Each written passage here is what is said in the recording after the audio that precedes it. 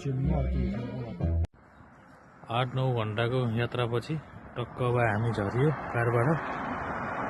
अब हामी बस्ने होटल, अब हामी होटलमा जाँदैछौँ। देखियो हामी बस्ने होटल।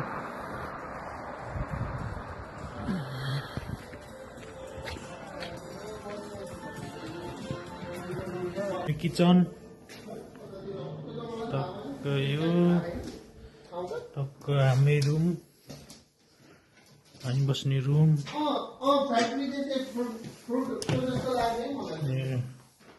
टक्क टोयलेट बाथरुम।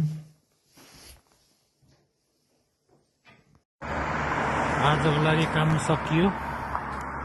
काम सकेर भोलि फेरि यही ठाउँमा हुन्छ काम। साथीहरूले अरू साथीहरूले काम गर्दैछन् है। ड्युटीबाट आएर खाना खाँदैछौँ। खाना लाग्दैछौँ हामी। यो ठाउँलाई रोमीको भल्छा भन्छ होइन। 1899 मा बनेको रहेछ। यहाँ धेरै वर्ष पुरानो।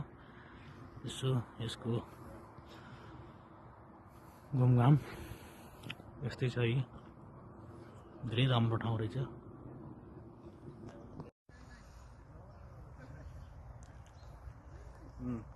I think this is plum. मौरी पालन भेला उल्तुली भनेर भन्छ यसलाई। म्युजियम धेरै वर्ष पुरानो, 1899 मा निर्मित।